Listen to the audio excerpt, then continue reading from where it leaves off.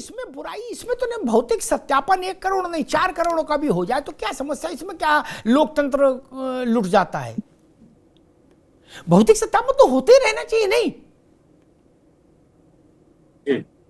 जब किराएदार के सत्यापन तक का नियम है तो वोटर का सत्यापन होने में नाराजगी क्यों हो जाती है? या बताओ सत्यापन करोगे, इतनी औकात हो गई, इसमें तो कोई बुराई बात नहीं। जाके आदमी क्या पूछेगा कि भाई अमिताभ अग्निहोत्री नाम है, ठीक है, पिता का नाम ये है, बोले हाँ, ये नहीं पूछेगा। कोई डीएनए तो कराएगा नहीं। इसमें नाराजगी क्यों है? मैं जैसे अखिलेश जी को देख रहा हूं, उन्होंने कहा कि जुगाड़ तंत्र है, दिस है, दैट है। अब भौतिक सत्यापन की बात हुई ना, इसमें किसी चुनाव आयोग पक्ष का तो विषय नहीं। अरे श्रीमती जी, कुछ तो सस्ता लो, बचत करो। नहीं श्रीमान जी, सब बढ़िया लो, रहने दीजिए। इसमें क्या खास बात है? थोड़े में ज्यादा स्वाद, यही तो है इसकी खास बात। वाओ मामा, क्या स्वाद है। अरे मेरे राजा, राजा और मसाला। अब छोलिया हो या लोबिया, सफेद चने या काले चने, सब कुछ मजेदार बने। जी जी देखिए, अगर चुनाव आयोग भौतिक सत्यापन किया होता बिहार में जो एसआईआर हुआ, तो ये अलगार नहीं हुआ होता। ये भौतिक सत्यापन हुआ ही नहीं, बीएलओ तो किसी घर गया ही नहीं। और तो और मैंने पूरे विश्व में बड़ा चर्चा है कि ईसीआई है miraculous power to bring back dead person live and live person back to dead. इन साला मिरेकुलस पावर चुनाव है के पास, मतलब चमत्कार, ऐसे जादू छड़ी छुआ, जिंदा आदमी मर गया, मरा हुआ आदमी जिंदा हो। वही मरे हुए आदमी जिंदा होकर सुप्रीम कोर्ट पहुंच गए थे जोगिंदर यादव जी के साथ। तो अगर भौतिक सत्यापन हुआ होता तो मुर्दे तो कम से कम सुप्रीम कोर्ट नहीं पहुंचते अमिताभ जी, और वो भी सुप्रीम कोर्ट के जस्टिस के पास मुर्दे पहुंच गए। ये भी अपने आप में विश्व में एक रिकॉर्ड है, ऐसा रिकॉर्ड पूरे विश्व में नहीं मिलेगा। मुर्दे चुनाव, मुर्दे जो चले अब अपना केस बताने सुप्रीम कोर्ट के पास। अच्छा, दूसरी बात, आप हमारे ओपी भाई बड़े भाई हैं, इन्होंने बहुत सारी बातें कही। देखिए, लोकतंत्र, इन्होंने कहा गाली उली की बात, क्या क्या हम लोगों को तो कभी राष्ट्रीय अध्यक्ष जी हमारे हमेशा कहते हैं टीवी पे बैठ के हमेशा शुचिता की बात करना, कभी किसी से मिसबिहेव नहीं करना। अब करना भी नहीं चाहिए, लेकिन जो सोशल मीडिया पे जो चला है, बाद में ये पता लगा कि जो गालीबाज था वो भाजपा के लोगों के साथ उसकी फोटो कैच हो आ गई। तो इस तरह का काम, घृणित राजनीति नहीं करना चाहिए। राजनीति है, अपनी बात आप रखिए, अपनी बात हम रखें, लेकिन गाली का सहारा लेना, किसी को उकसा गाली दिलवा के सिंपैथी लूटना, ये भी गलत बात है। और तीसरी बात जो है, जो हमारे राष्ट्रीय जी बार बार कह रहे हैं कि जो तिकड़ी है चुनाव आयोग, सरकार और अधिकारियों की, ये तिकड़ी हमेशा नहीं रहेगी। कोई भी चीज अनंत काल के लिए नहीं रहती है। सरकार जाएगी तो उसके ऊपर, जिसके एक छोटा सा 2 लाइन इसके भी मैं बोलूंगा, बस 2 लाइन, कि जिनके चेहरे पर लिखी थी जेल की ऊंची फसील, रामनामी ओढ़कर संसद के अंदर आ गए। तो रामनामी कब तक उड़ रहेंगे? हटेगी ना रामनामी। जब रामनामी हटेगी तब कानून का डंडा चलेगा। अशोक भाई, इतने चोरी बेनामी करने वाले सब अंदर जाएंगे। ठीक है, मैं राज भाई के पास चलूं, लेकिन आज मेरे मित्र और भाई अशोक जी ने 2 शेर कहे और दोनों अदम गोडवी साहब के हैं। उसी गजल का तीसरा शेर मैं तो खैर अपने मुंह से नहीं कहूंगा, मेरे तो सब मित्र हैं, काहे को सबसे लड़ाई कराओगे, लेकिन तीसरा शेर बहुत खतरनाक है। अशोक जी जिस पार्टी से संबंध रखते हैं उसी पर लिखा था आदम भाई ने। खद्दर पहन के आ गए, मैं उसमें जाऊंगा नहीं डिटेल में, इसीलिए मैं कहता हूं कि सावधानी हटी वो दुर्घटना घटी। आदम गोंडवी मेरी प्रवृत्ति की व्यक्ति थे। प्लेट में काजू भुने, मैं वो नहीं पढ़ूंगा अशोक जी, वो तो मैंने छोड़ दिया आपके लिए। प्लेट में काजू भुने, विस्की गिलास में, उतरा है राम राज्य विधायक निवास में। ये तब लिख गए थे गोंडवी साहब, जब भाजपा सरकार में नहीं थी। कौन लोग थे सरकार में तब? ये सोच लीजिए। तू कहता है कागज लेके, मैं कहता हूं आंखन देखिए। उन्होंने तो जो देखा, और अशोक भाई ने कहा कि गठबंधन हो गया है, जिंदा नहीं मुर्दा जिंदा होके सुप्रीम कोर्ट पहुंच गया। अशोक जी, राज भाई, बड़ी बात कह रहा हूं, गंभीर बात कह रहा हूं। हास्य में न लीजिएगा, इस बदलाव का स्वागत करिए। भारत इतना सक्षम तो हो गया कि जिसको आपने मुर्दा दिखा दिया वो सुप्रीम कोर्ट में जज के सामने खड़ा हो सकता है। हमने वो चुनाव देखे जिंदा मुर्दा हो गए वोटिंग में गोली खाके। आप कहां की बात कर रहे हो यार? हजार हजार 1200 लोगों की मृत्यु से भारत में लोकतंत्र का सूरज होगा। कोई लिस्ट फिस्ट किसी का कुछ शऊर था? उस वक्त आयोग नहीं था ना? मैं नाम लूं? कैसे कैसे निकृष्ट लोग चुनाव आयोग बने, कैसे कैसे निकृष्ट लोग जो दरबारी थे किसी के घर में। क्या सच नहीं है? आज आप यात्रा निकाल पा रहे हो। योगेंद्र यादव जी कुछ लोगों को लेके बता सकते हैं इजलास में जाके कि हुजूर ये मरे में लिस्ट में आ गए, जिंदा हैं। 71 में कर सकते थे? नहीं ना। 71 में ऐसे ही चुनाव होता था कि इटावा में आप लूट लो,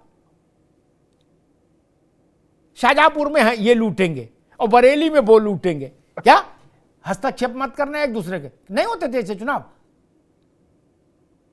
कौन यात्रा निकाला? कभी निकाला नहीं ना। खैर राज भाई, मुझे लग रहा है कि बिहार के बाद हाइड्रोजन बम लेके और नाइट्रोजन बम लेके अगली यात्रा उत्तर प्रदेश में होगी क्या? वहां तेजस्वी यादव और राहुल जी हैं, यहां राहुल जी और अखिलेश यादव, और बीच बीच में गेस्ट अपीयरेंस में तेजस्वी भी आएंगे। ये आपको नहीं बताना है, ये चीजें बिल्कुल भी गुप्त रखनी है। और मैं आपके चैनल के माध्यम से कहता हूं कि मेरी पार्टी और गठबंधन है, आपको बात पता ना चलने दे। चलिए ये तो हुई बात। मैं ये कह रहा हूं भैया, देखिए सारे इस देश में जो देश भावना फैल रही है वो चुनाव आयोग के कारण है।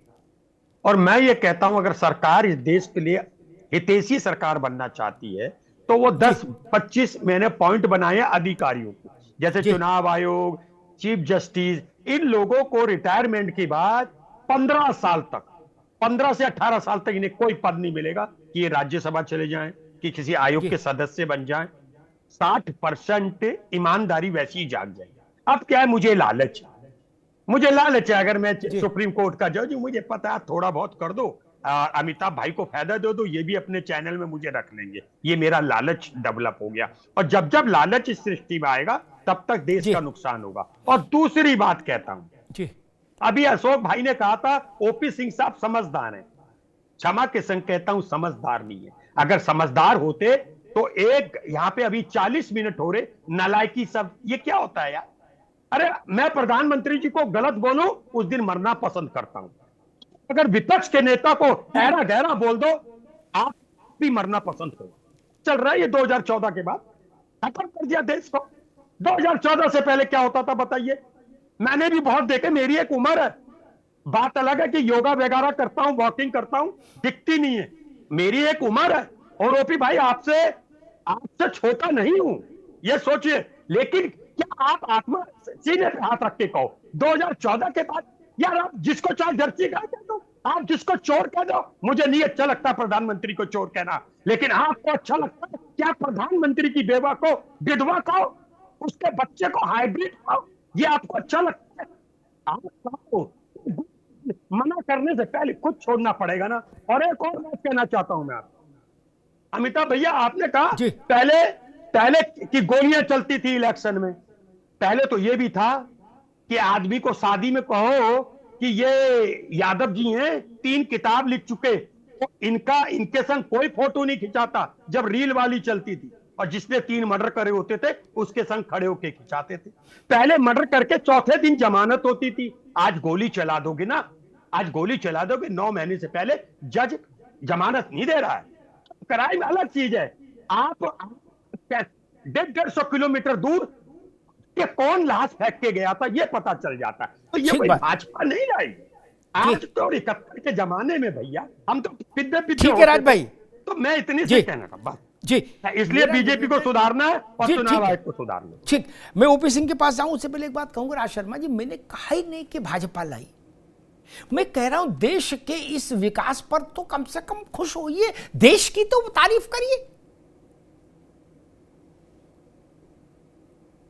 नाखून के टुकड़े से हम पता लगा ले रहे हैं कि इनके बाप कौन है ना। पहले तो कहीं भी कोई 10-10, 20-20 को चटका देता था ऐसे ही घोड़े पे निकल के, और बम ऐसे चलते थे जैसे बतासे फेंके जा रहे हो विदा में लड़की के पीछे। और एक बात राज भाई ने कही, पहले वो उस पर मैं एक टिप्पणी करके फिर भाजपा के पास जाऊंगा। उन्होंने कहा कि 15 साल तक किसी को कोई पद नहीं मिलना चाहिए, अधिकारी हो, ये हो अपना जजेस हो। ये ज्ञान केवल अभी आया, तब नहीं आया। जब मैं थोड़ा उसमें ह्यूमर मिला देता हूं, ताकि होता ना कि चूरन है, सितोपलादी चूरन है ना अशोक जी, तो वैद्य कहता है इसको शहद के साथ लीजिए, क्या तो अंदर तक चला जाएगा, या देसी घी के साथ गाय के, नहीं तो कड़वा तो झिलेगा नहीं ना। इसलिए मैं ह्यूमर मिला दे रहा हूं। एक वकील साहब थे इंदिरा जी के समय में, उनको राज्यसभा में भेज दिया। फिर इंदिरा जी को किसी ने बताया कि भाई फलाने हाई कोर्ट में कुछ मसले फंसे हुए हैं, सुन लीजिए अशोक जी आप भी हैं। ह्यूमर में थोड़ा टोन वैसा करो कि तथ्य वही है। तो उन्होंने कहा वो कहाँ है गुड्डू, बोले गुड्डू को पकड़ के लाते हैं। गुड्डू आ गया, बोले भाई तू हाँ जज बन जा। बोले जी, बोले हाँ। वो जज रहा, वो काम निपटे, फिर गुड्डू आ गया, फिर राज्यसभा भेज दिया। भैया ऐसा हो चुका, ये मेरा मनगढ़ंत नहीं है। शेषन क्या कहते थे कि जब वो कैबिनेट सेक्रेटरी थे तो राजीव जी प्राइम मिनिस्टर थे, तो शेषन ने कहा कि राजीव गांधी ने मुझे फोन किया और कहा शेषन ईसी को बताओ कि इन तारीखों पर चुनाव अनाउंस करना है। शेषन को भी शेषन जी नहीं कहा, बोले शेषन टेल द ईसी। ये और राजभाई कितनों को राज्यसभा और कितनों को पद्म विभूषण आपने बांटा, ये तो सबको पता है। उनने कुछ तो किया होगा। नवीन चावला के लिए किस चुनाव आयोग ने लिख के दिया था कि ये किसी एक परिवार के लिए सूचनाएं पहुंचाते हैं, उसको नहीं हटाया ना।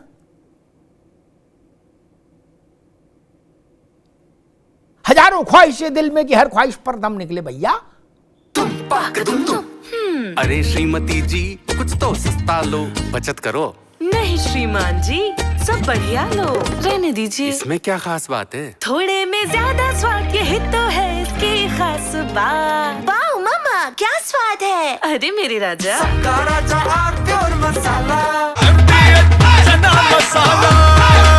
अब छोलिया हो या लोबिया, सफेद चने या काले चने, सब कुछ मजेदार बने। MDH